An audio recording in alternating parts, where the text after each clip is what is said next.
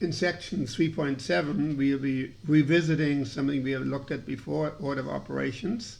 We first covered that in section 1.9, and this time we do it with fraction notation, and also we talk about, and as well as mixed numerals, and then with a new concept, the complex fractions, and then we'll do some estimation.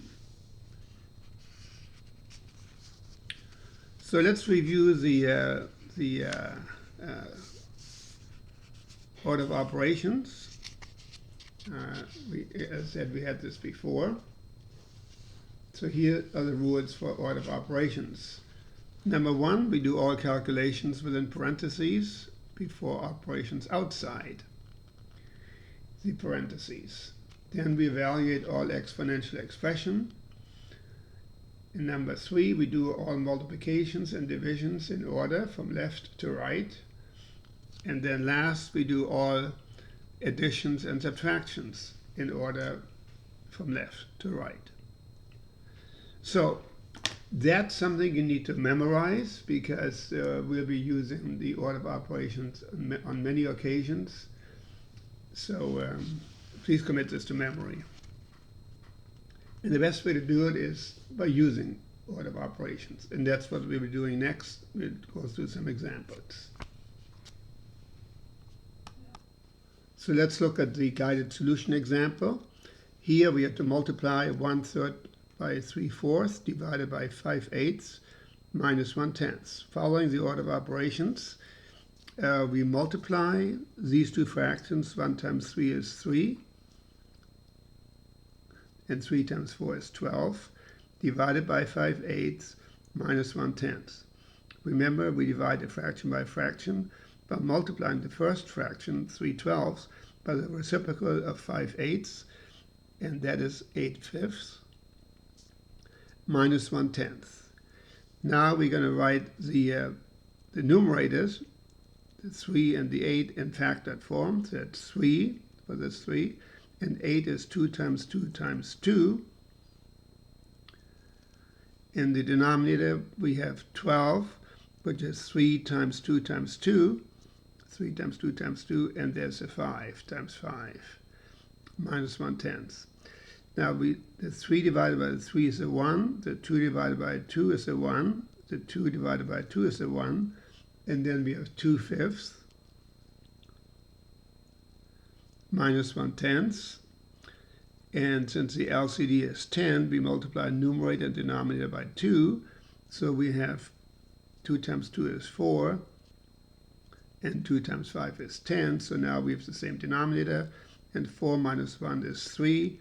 So the answer is 3/10. A lot of steps, and so it's important that you practice these kind of problems so you can understand each step you're taking and how that leads you to the correct solution. So in the next example, we have 2/5 times 5/8 plus 1/4. So let me write it in the other order. 5 divided by 8, and when we factor 8, we have 2 times 2 times 2 times 2 divided by 5 plus 1/4. So when we change the order in which we multiply the factors, then we can write this as 2 divided by 2 times 5 divided by 5 times 1 divided by 2 times 2. So we had 3 2's in the denominator. We have 3 factors of 2 in the denominator, plus 1/4. So 2 divided by 2 is 1. 5 divided by 5 is 1. And 1 divided by 2 times 2 is 1/4. So we have, this is equal to 1/4 plus 1/4. That's equal to 2/4. And we can reduce that to 1/2.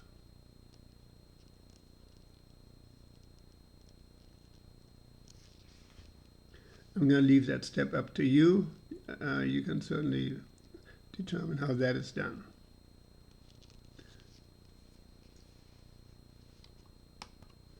In the next exercise, we're multiplying 3/4 times 16, and we add 8 2/3.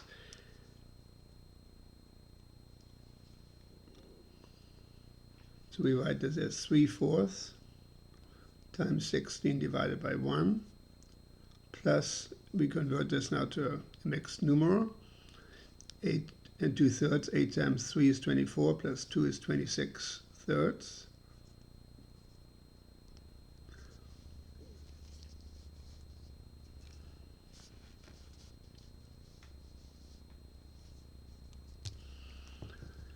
So when we write the numerator and denominator in factored form, 16, we factor that as 2 times 2 times 2 times 2. And then there's a 3 as a factor, divided by 4, which is 2 times 2. And then we have 26 divided by 3, plus 26 divided by 3. So 2 divided by 2 is 1, and 2 divided by 2 is also 1. So we only have left 2 times 2 is 4, times 3 is 12. So that's 12 divided by 1, plus 26 divided by 3. So the LCD is 3, which means we multiply numerator and denominator by 3. And 3 times 12 is 36. And 3 times 1 is 3. And then we add 26 divided by 3, and that is 62 divided by 3. So that would be as a fraction.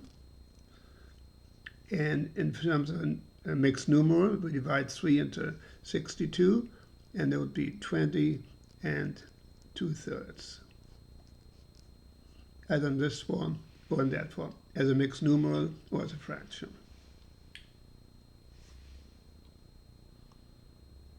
The next topic, maybe a new one for you, is called complex fractions. A complex fraction is a fraction in which the numerator and or the denominator contains one or more fractions. And here are some examples of complex fractions. So here the numerator, 7/3 is the numerator, so that contains a fraction, whereas the denominator does not contain a fraction. In the other example, the numerator is 1/5, and the denominator is 9/10. So here we have a fraction in the numerator and in the denominator. Now that may look a little bit confusing, but when you really think about it, we've divided fraction by fraction before, except we didn't write it in this form. That's the only difference. And you see in a moment how we work with that. So here we have to simplify 10 divided by 5/8. Okay? So 10 is in the numerator and 5/8 is in the denominator. When we write this as 10 divided by 1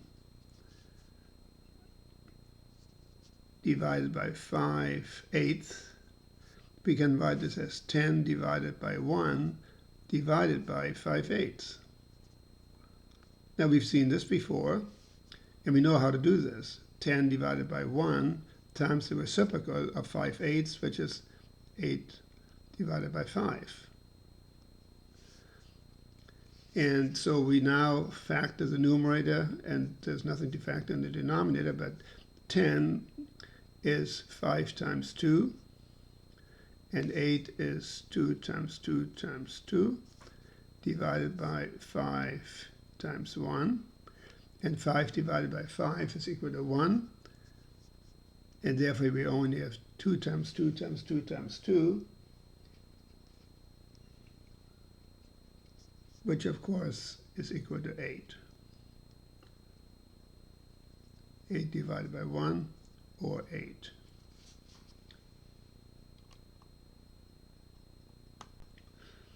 My mistake. Actually, it's 5 divided by 5 is 1, and then it's 2 times 2 times 2 times 2, which is equal to 16 divided by 1, which is equal to 16.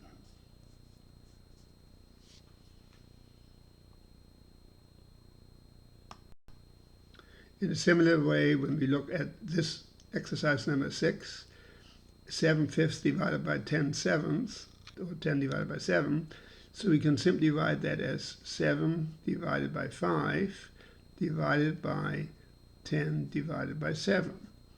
And that's equal to 7 divided by 5 times the reciprocal of 10 divided by 7, which is 7 divided by 10. And 7 times 7 is 49. And 5 times 10 is 50. So that's the answer, 49 divided by 50.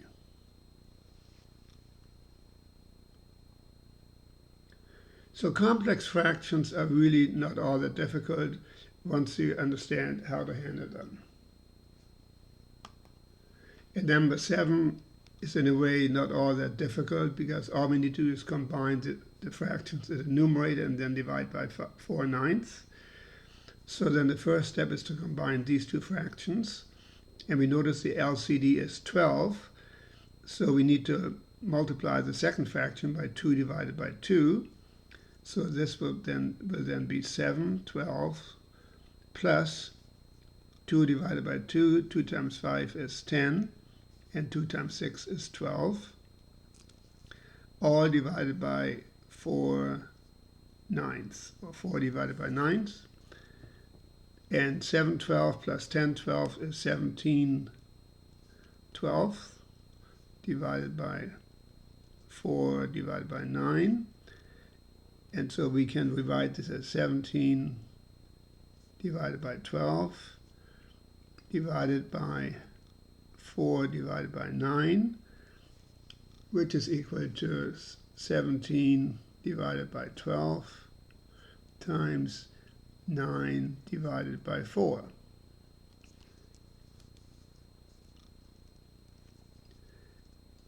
And 9 times 7 is 153, divided by 12 times 4 is 48. And now we can write 153 as 3 times 51. And we can write 48 as 3 times 16. So that expression then simplifies, because 3 divided by 3 is 1. This expression simplifies to 51 divided by 16.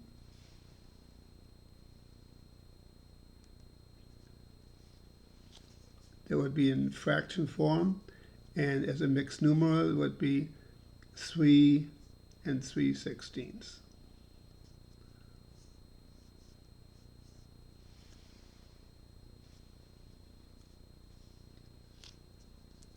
So all in all, it looked a little bit complicated, but once you start looking at it and analyzing what we're dealing with, it's not that complicated at all. It's pretty straightforward. You know every step along the way. You know what to do.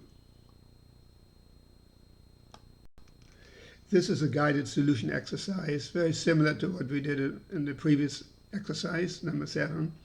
So here it's 3/5 divided by 7/10 minus 2/3. So we need to combine the fractions in the denominator first. Now we notice the denominators are not the same, so we have to find the LCD, which is 30.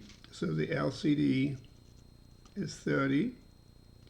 So that means we need to multiply 7/10 by 3 divided by 3. So we wind up with a 30 in the denominator.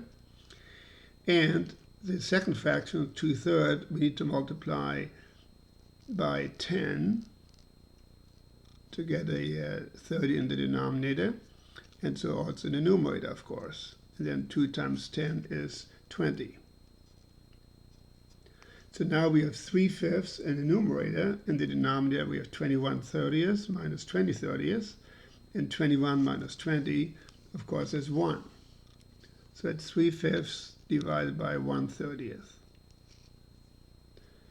Now we're going to rewrite it in a form we're familiar with, 3/5 divided by 1/30, which means we now have 3/5 times the reciprocal of 1/30, which is 30 divided by 1.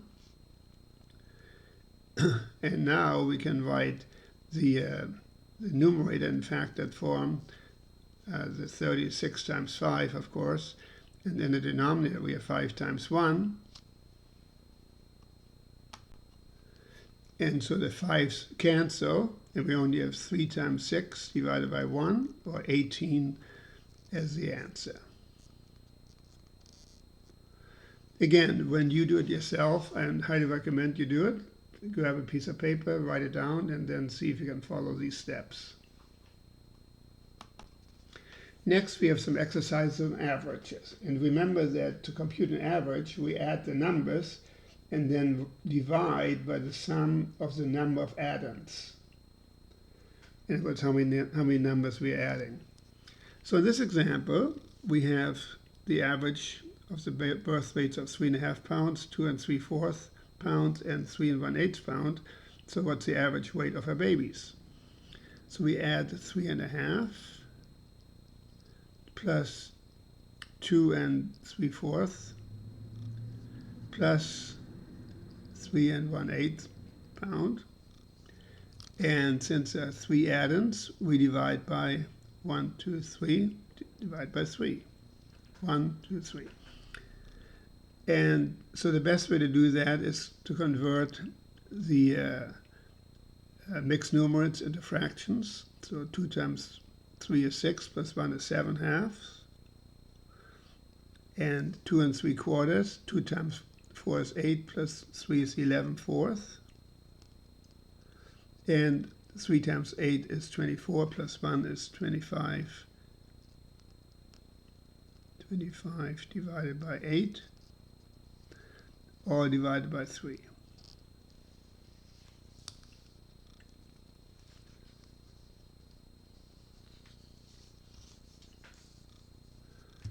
So let's look at the numerator. The LCD is 8. So that means we need to multiply the first fraction by 4 divided by 4. So 7 halves times 4 divided by 4 plus 11/4. We need to multiply that by 2 divided by 2 to get an 8 in the denominator. 2 divided by 2. And then plus 25 divided by 8. All divided by 3. So now we have 7 times 4 is 28 eighths, plus 11 times 2 is 22 eighths, plus 25 eighths, all divided by 3. So 28 eighths and 22 eighths is 50 eighths, plus 25 eighths is 75 eighths, divided by 3. So we can write this as 75 divided by 8 divided by 3 divided by 1. And we know that that is equal to 75 divided by 8 times 1/3. And when we write 75 as 3 times 25 divided by 3 times 8, here's 3 times 8 or 8 times 3, the order doesn't matter. So that's equal to 1, or the 3's cancel, so that's 25 divided by 8, which is equal to 3 1/8. And here it's important to include the unit of measure, pound, 3 1/8 pound. So the average weight of a baby is 3 1/8 pound. 3 1/8 pound.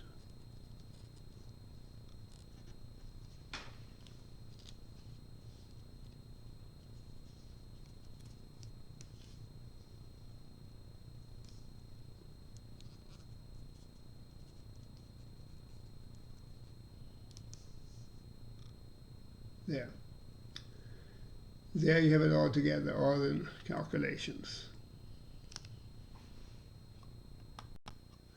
In exercise number 10, we proceed the same way as we did in the previous example. So we add 1/2 plus 1/3 plus 5/6 and divide it by 3 because there are 3 addends there. So we notice the LCD is 6. That means the first fraction we multiply by 1/2 times 3 divided by 3. And the second fraction we multiply by 2 divided by 2. And the third fraction already has 6 as a denominator, so that's 5/6, all divided by 3. So the first term will give us 3/6, and here we get 2/6. 1 times 2 is 2, and 3 times 2 is 6, and 5/6, all divided by 3.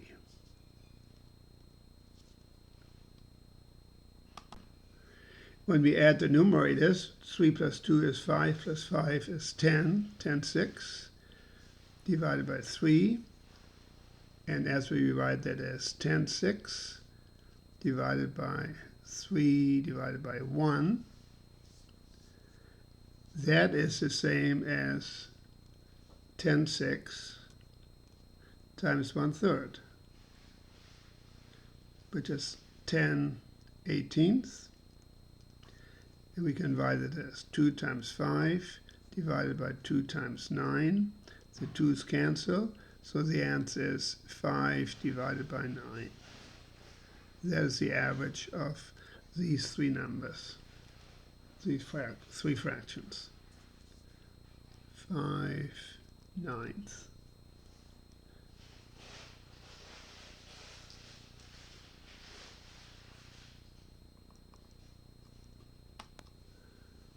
In number 11, we add these 2 fractions and divide by 2 to find the average.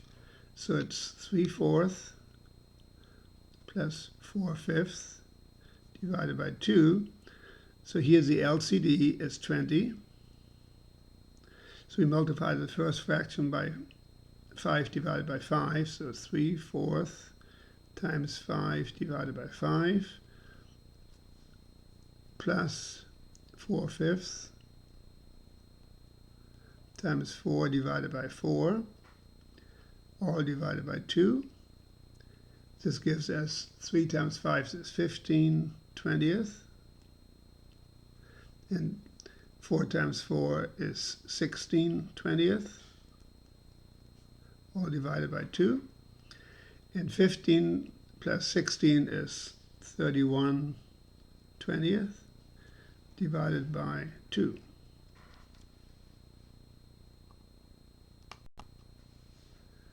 So this is equal to 31 divided by 20, divided by 2 divided by 1, which is equal to 31 divided by 20 times 1/2, and 1 times 31 is 31,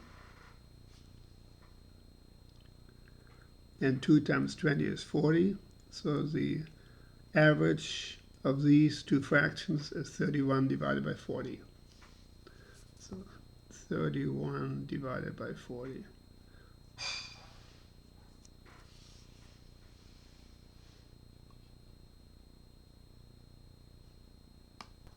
The last part of section 3.7 deals with estimation with fraction notation and mixed numerals. We've done estimation before, but now we're dealing with fractions. And so here we asked to estimate each of the following as 0, 1/2, or 1.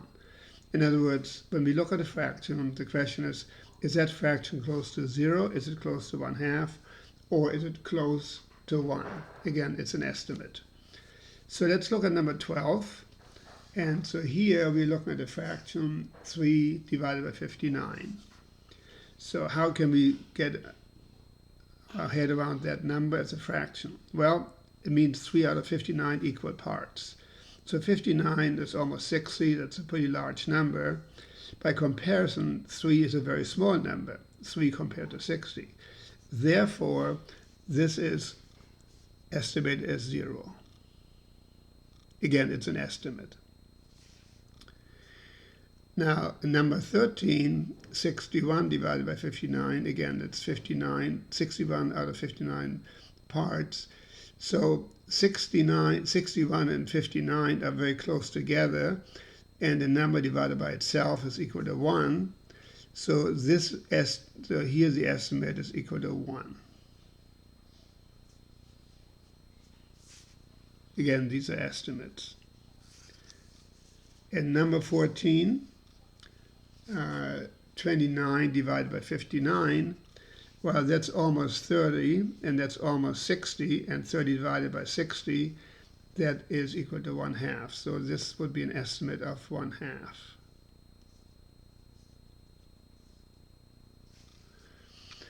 And number 15, 57 divided by 59, they're both close to each other, so it's almost a number divided by itself, not quite, but almost, so that estimate is equal to 1.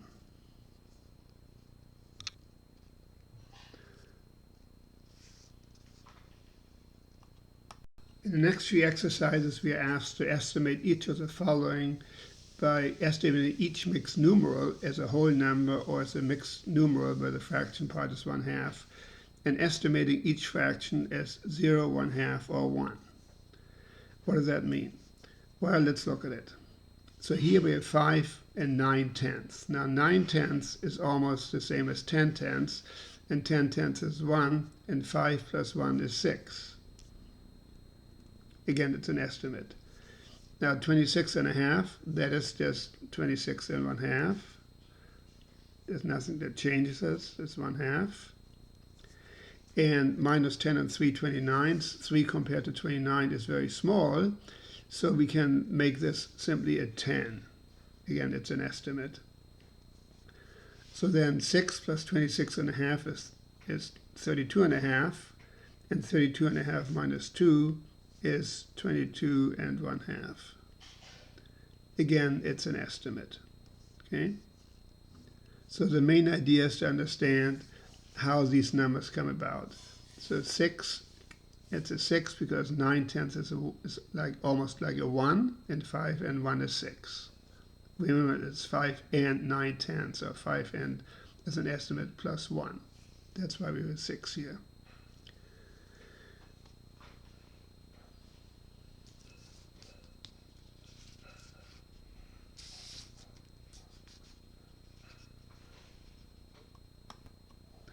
Number 17, using order of operations, we look at the parentheses first. So we leave 10 and 7/8 for a moment the way it is, times 25, 11/13. 11/13 is almost the same as 13 divided by 13, so it's 25 plus 1 would be 26. And 14 and 1/9, 1/9 is close to 0, so it's simply minus 14. And so inside the parentheses,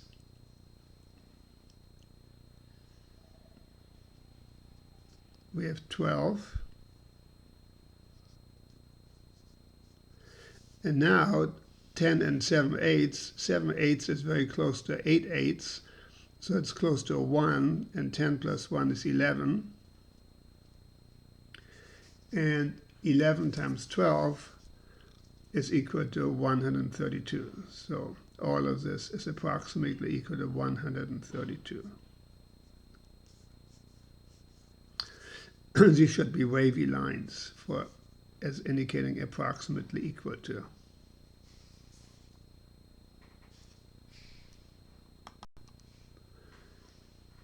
In exercise number 18, 4/5 is close to 5/5 is close to 1, and 10 plus 1 is 11. So the expression in parentheses is 11 plus 5/9 is about half, so plus 7 and 1/2, divided by, and 17/30, it's close to 1/2. It was 15/30 would be 1/2, so 17/30 is close to 1/2. Combining the numbers inside the parentheses, we get 17.5 18 and a half.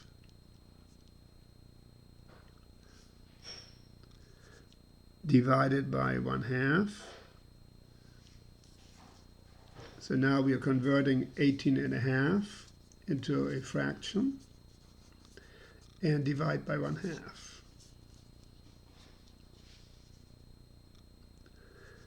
18 and a half converted to fractions. 2 times 18 is 36, plus 1 is 37 half, divided by 1/2. That's 37 divided by 2 times 2 divided by 1. And so the 2's cancel. So we have 37 divided by 1, or simply 37. So that's the approximation for this expression here. It's approximately equal to 37. And this gives you a pretty good idea also why approximations are helpful sometimes, because from looking at these numbers, it is not clear to me, at least from looking at it without much detail, that that is approximately equal to 37. So it's not exactly 37, but it's actually fairly close.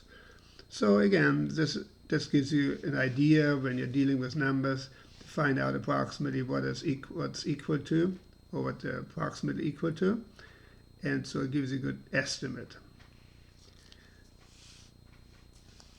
This is the end of section 3.7 and is also the end of chapter 3.